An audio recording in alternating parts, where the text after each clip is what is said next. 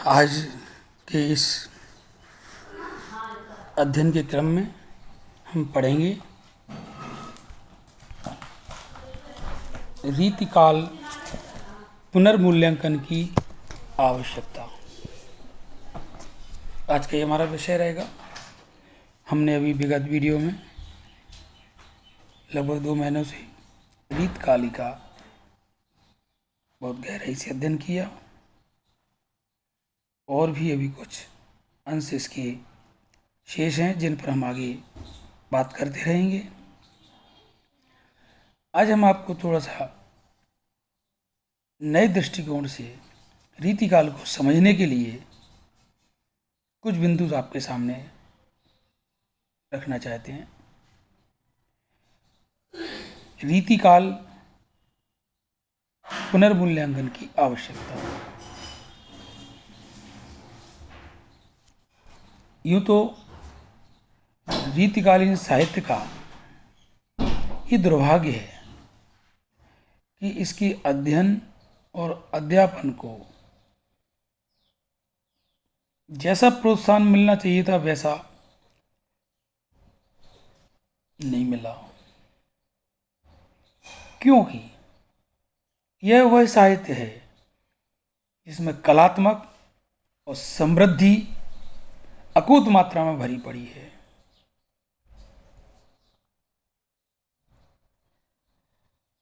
इस विषय को लेकर के आज का हमारा वीडियो 1992 में जयपुर में भारतीय हिंदी परिषद इलाहाबाद का एक अधिवेशन हुआ था। उसकी पत्रिका निकलती त्रैमासिक हिंदी अनुशीलन। उसमें संकलित लेख रीतिकालीन साहित्य के पुनर्मूल्यांकन की आवश्यकता, ये डॉक्टर महेंद्र कुमार का लेख है। इस लेख पर आधारित आज हम बात करेंगे। तो आइए हम अपने विषय पर आते हैं। एक बात अभी मैंने आपको कही कि जैसा कलात्मक समृद्ध साहित्य रीतिकाल में है, विविध प्रकार की दृष्टिकोण, विविध प्रकार के विषय वस्तुएं इसमें हैं, उन पर समान दृष्टिकोण से काम नहीं हुआ।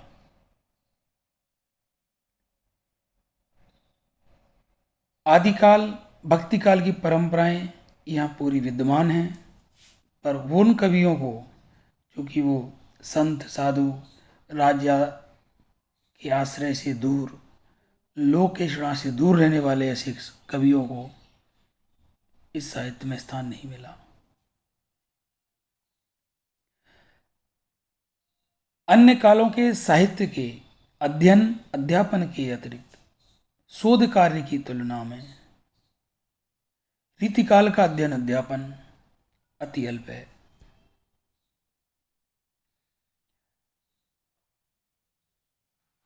आचार्य रामचंद्र शुक्ल के समय और उसके आसपास जब हिंदी साहित्य का संकलन हुआ, संकलनात्मक इतिहास बनाया जा रहा था, उस वक्त रीतिकाल को इतना ही समझा गया कि यह यौन संबंध तक, वासनाजन्य मासल स्वच्छंद मासल प्रेम तक ये सब सीमित है, और नैतिक दृष्टि से इसे अश्लील कहकर नितांत अपाठ्य घोषित कर दिया। जबकि एक दूसरा दृष्टिकोण था, छायावाद के पश्चात जो प्रगतिवादी विद्वान आए, मार्क्सवाद और समाजवादी विचारधारा से इसे सामंती और समाज विरोधी कहकर इसका तिरस्कार कर दिया गया। यानी कि जो अदिति विद्वान थे, निष्पक्ष तटस्थ विद्वान थे, उनका ध्यान तो इसलिए नहीं गया क्योंकि इसमें वासनाजन्य चित्रण था, नायक नायिकाएं विवेचन था, नैतिक दृष्टि इसमें उतनी ज़्यादा नहीं थी, और गहराई से उस वक्त रचनाएं भी प्रकाश में उतनी मात्रा में नहीं आ पाई थी जिससे कि उन विद्वानों का इस पर।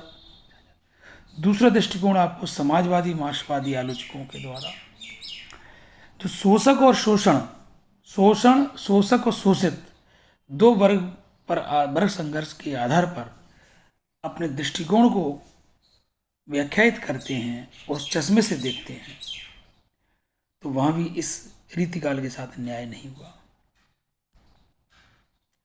आज के यथार्थवादी नवीन चेतना का दम भरने वाले नवीन विद्वान आलोचक इसे पुराना और अनावश्यक समझकर इसको हे और तिरस्कार की दृष्टि से देखते हैं। इसका एक दूरगामी असर ये पड़ा कि इसके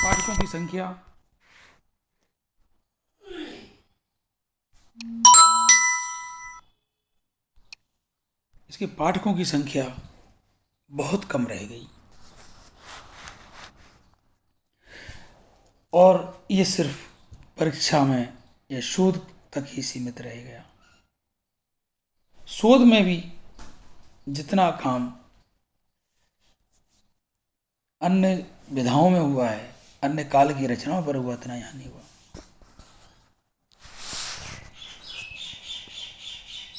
अब पाठकों की संख्या ही कम है तो साहित्य को प्रकाशित करके प्रकाशक क्या करे?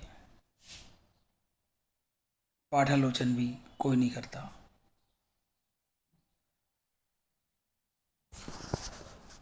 अब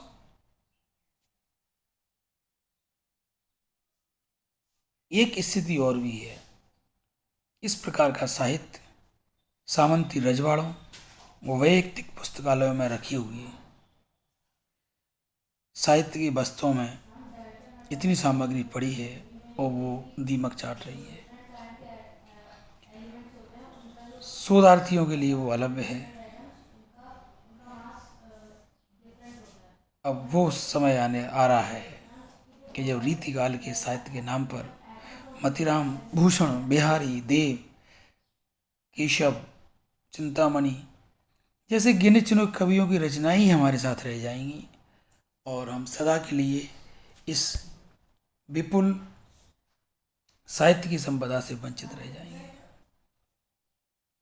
कहना यही है कि अनुकूल परिस्थितियों के अभाव में रीतिकालीन साहित्य का पुनर्मूल्यांकन भी अत्यंत कठिन कार्य है। अब अगले बिंदु पर हम बात आगे बढ़ाते हैं। यह साहित्य अन्य युगों की साहित्य की तुलना में विशिष्ट है। इसके अंदर जहां आदिकाल और भक्तिकाल की साहित्य प्रवृत्तियों की अंतर्धाराएं विद्यमान है, वहीं दूसरी ओर काव्य शास्त्र निरूपण की व्यापक प्रवृत्ति इतनी प्रबल है कि सबके ऊपर हावी होती हुई दृष्टि होती है। यहाँ तक कि सिद्धांत और व्यवहार में इसकी विरोधी रीति मुक्त धारा भी इसके प्रभाव क्षेत्र से बच नहीं सकती। कुछ प्रवृत्तियां हैं जिन पर एक एक प्रवृत्ति को लेकर के हम अपनी बात को आगे बढ़ाएंगे। पहली प्रवृत्ति है श्रृंगारिकता। यह कविता के क्षेत्र में सर्वोपरि और प्रमुख रहती है, बोलबाला होता है इस प्रवृत्ति का। वही दो स्पष्ट धाराओं में श्रृंगार विभक्त रहता है। एक तो भारतीय पद्धति, भारतीय प्रेम पद्धति, जहाँ पर स्त्री पुरुष के पारस्परिक प्रेम के विभिन्न रंगों की छटा है।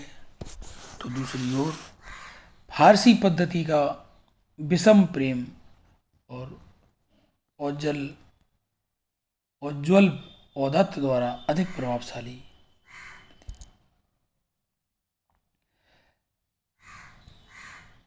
पहला जो भारतीय पारस्परिक प्रेम पद्धति की छटाएं हैं, रसिकता इसमें है लेकिन गहराई उतनी नहीं है जितनी द्वितीय परंपरा फारसी प्रेम पद्धति में है। फारसी प्रेम पद्धति विषम प्रेम और औदात्य पर आधारित है। एक निष्ठता है, अनन्यता है वहां, इसलिए वो आदर्श है। भारतीय प्रेम पद्धति में नारी प्रेम के प्रतिदान के लिए व्याकुल है और दूसरी फारसी मसनवी पद्धति में जो पुरुष है वो नारी की उपेक्षा के कारण व्यथित है। सामाजिक मर्यादा दोनों में टूटी हैं, पर एक में गुप्त रूप से, दूसरे में खुलेआम। इतना ही नहीं, स्त्री पुरुष का नैसर्गिक राग संबंध जाति, स्वभाव, कर्म, चित्त आदि के द्वारा इतनी शाखा प्रशाखाओं में बट गया है कि सबको समेटकर उनका तत्व विश्लेषण करना मनोविज्ञान के विद्यार्थियों के लिए, मनोविज्ञान के विद्वानों के लिए दुरूहकार हो गया।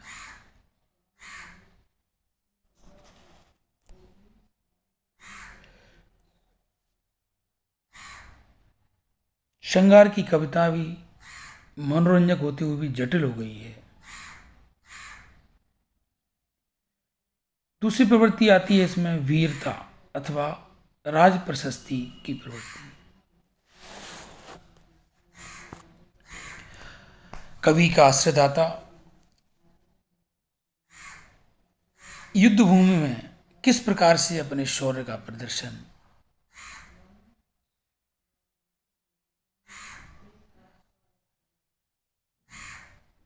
करता है अथवा कितने राजाओं को पराजित करता है, इसमें तो विशिष्टता है ही, पर इससे भी बड़ी बात यह है कि उस कवि के आश्रयदाता का तेज, शौर्य, पराक्रम इतना प्रबल है कि इसके शत्रु उसके शौर्य से आतंकित हो उठते हैं, चौंधिया जाते हैं, उनको कहीं डरने और छुपने की जगह मांगते फिरते हैं। इस कविता में रीतिकाल के कवियों ने अपने आश्रयदाताओं की प्रशंसा प्रशस्ति में आतंक के व्यंजक वर्णन किसी भी मनोविज्ञानवेत्ता समाजशास्त्री के लिए अनुसंधान और अध्ययन की दृष्टि से रोचक होने के साथ साथ ज्ञानवर्धक हैं, ऐसा इसमें वर्णन है। दानवीरता, युद्धवीरता का चित्र है। राजा इतना विपुल सामग्रियों को गरीब जनता की ऊपर न्यौछावर करने वाला है, दानवीरता का वर्णन है।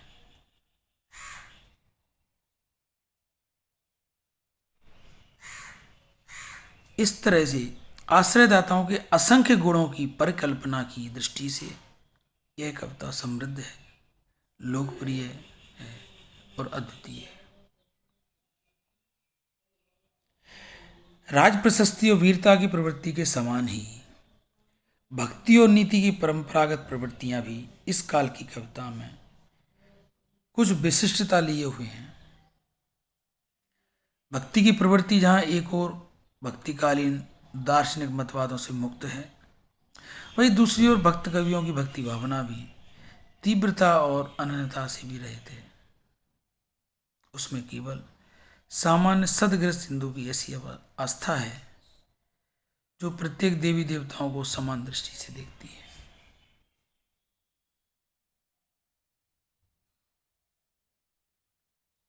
इसकी रचनाएं वृद्धावस्था में परलोक सुधारने की दृष्टि से लिखी गई हैं। आराध्य की लीलाओं के गायन रस को प्राप्त करने के उद्देश्य से नहीं लिखी गई हैं।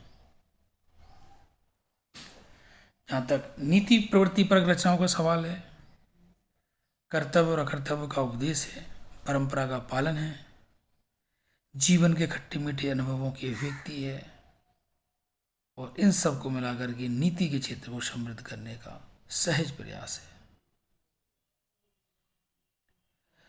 इस काल में एक और विशेषता बड़ी गजब की है, वो है अन्योक्ति। उक्ति वैचित्र्य अलंकार वर्णन में ये अपनी बात को सीधे नहीं कहते हैं, लाक्षणिक शैली में या व्यंजना की शैली में अपने आश्रयदाता सामंताओं से बात करते हैं। चूंकि इस काल के सामंत या छोटे मोटे राजा आत्म केंद्रित स्वभाव और दरबारों के कुचक्करों के भय के कारण छुपे हुए रहते थे, डरे हुए रहते थे। सोते हुए सिर को कौन जगाए, कौन बिल्ली गले में घंटी बांधे, इस प्रकार की कथाएं थी। जैसा कि बिहारी के संदर्भ में आपको ज्ञात होगा, जयपुर के राजा सवाई जय सिंह आत्मकेंद्रित ही तो थे। राज दरबारों के कुचक्करों का उनको कोई इल्म नहीं था। ज्ञान भी हुआ वो तो परेशान होके नबूढ़ा पत्नी की प्रेम में डूबे हुए थे। इस प्रकार से इन कवियों का काम क्या था, अपनी बात को इस तरह से रखना जिससे उनको बुरा भी न लगे और उनको सबक भी मिल जाए। यद्यपि अन्य गो में भी अन्योक्ति पर रचना लिखी गई है, फिर भी यथार्थ की व्यंजना और स्थिति के अनुरूप कार्य करने की प्रेरणा ये रीतिकाल की सर्वप्रमुख विशेषता है।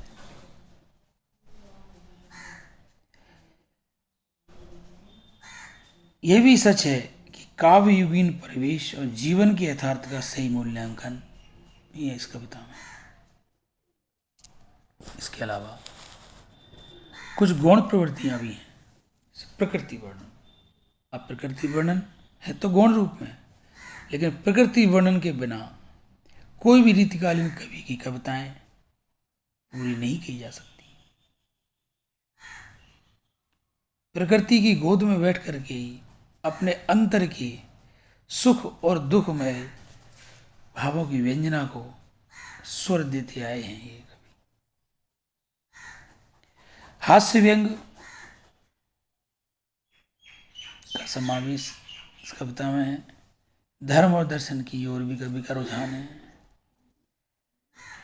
इस प्रकार शरद ऋतु, बारहमासा, धर्म पालन और दार्शनिक सिद्धांत प्रतिपादन पर रचनाओं का वैशिष्ट्य भी कोई कम नहीं आकर्षण का काम।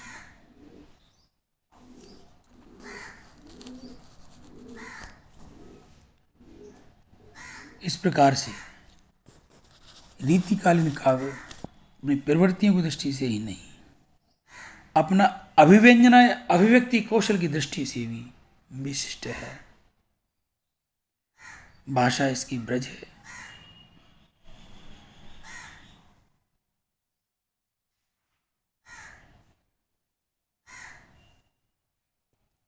इसमें शब्द भंडार की बात करें तो विभिन्न क्षेत्र की बोलियों, प्राचीन, समकालीन,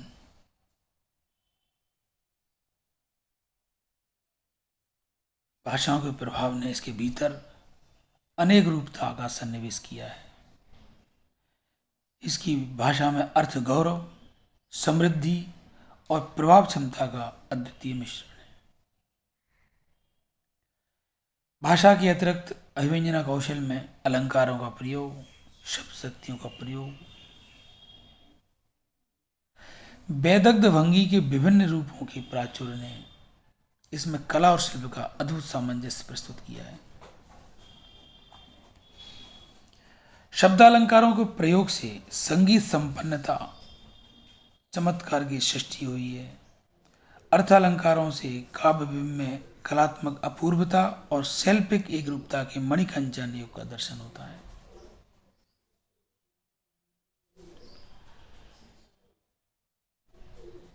और इसके अतिरिक्त दोहों के चलतेपन, कवित्व के नद प्रवाह जैसे गंभीर निनाद, सवैये की मस्ती भरी मंथरता का जो सामान्य रूप से दर्शन होता है, वह छप्पय, सोठा, त्रिभंगी आदि के प्रयोगों ने आरोह अवरोह संगीत का चमत्कार इस कविता में उत्पन्न कर दिया।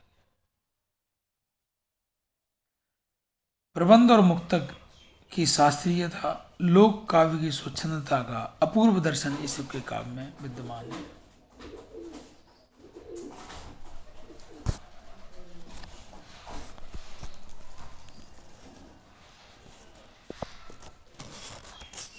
राज दरबारों के वैभवपूर्ण वातावरण में लौकिक परंपराओं, जीवन पद्धति, विश्वासों को लेकर प्रविष्ट होने वाले दार्शनिक, पंडित, चित्रकार, ज्योतिष, वैद्य आदि का समागम ने इन कवियों को बहुज्ञ बना दिया था। एक कवि के अंदर ज्योतिष भी मिल जाएगा, वास्तु भी मिल जाएगा, चिकित्सा का ज्ञान भी मिल जाएगा, चित्रकारी मिल जाएगा, क्योंकि एक ही दरबार में सब लोगों का रहना जाना था और उनमें प्रेम भाव था।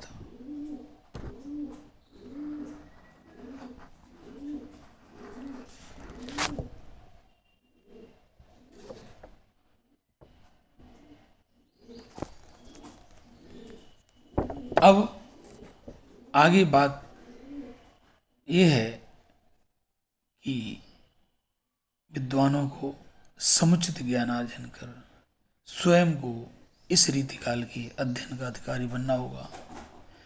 हस्तलिखित ग्रंथों का उद्धार करके सही पाठ को प्रकाश में लाना होगा।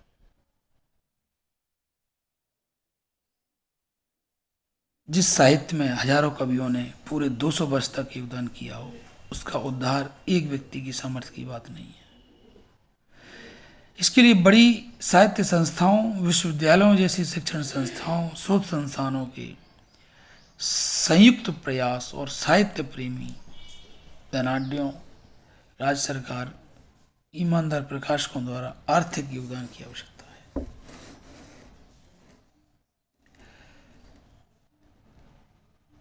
बिहारी, मतिराम भूषण, देवदास,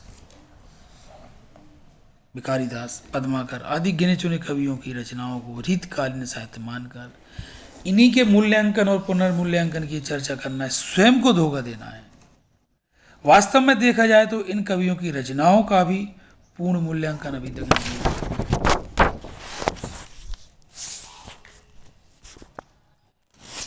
इसी संदर्भ में कुछ प्रश्न उठते हैं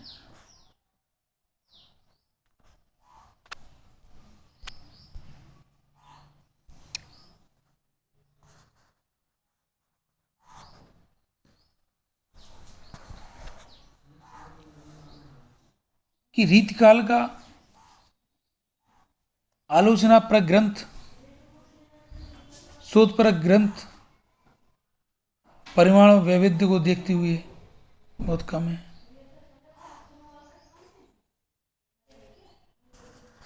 इनमें प्रतिपाद्य, अभिव्यक्ति और भाषा से संबंध अनेक आयाम यद्यपि हैं।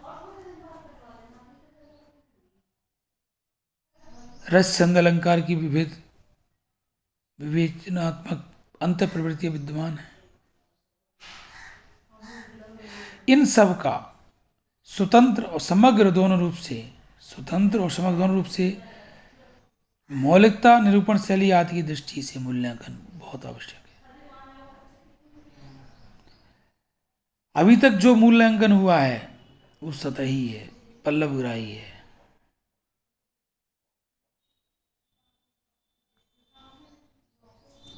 श्रृंगारिकता आदि की मुख्य और गौण प्रवृत्तियों का शास्त्रीय, सामाजिक, मनोवैज्ञानिक, ऐतिहासिक दृष्टियों से अध्ययन इस काल की साहित्य और समाज की चेतना के विभिन्न आयामों को उद्घाटन करेगा।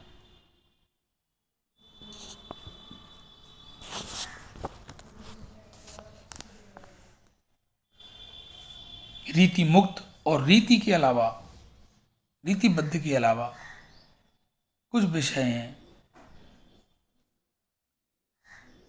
जिन पर कवि के स्वभाव और दृष्टिभेद के कारण भिन्न भिन्न प्रकार के मूल्यांकन हो सकते हैं। संस्कृत फारसी ग्रंथों के अनुवाद भी इस काल में प्रभुत मात्रा में हुए हैं। अनुवाद कला का विकास बहुत ज्यादा हुआ है।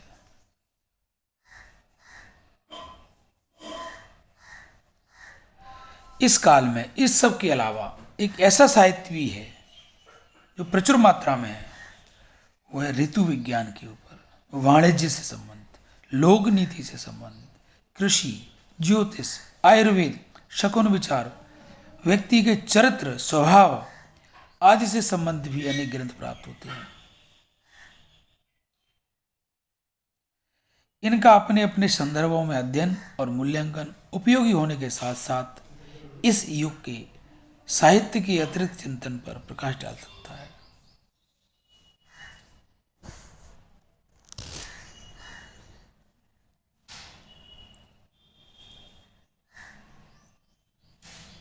वास्तव में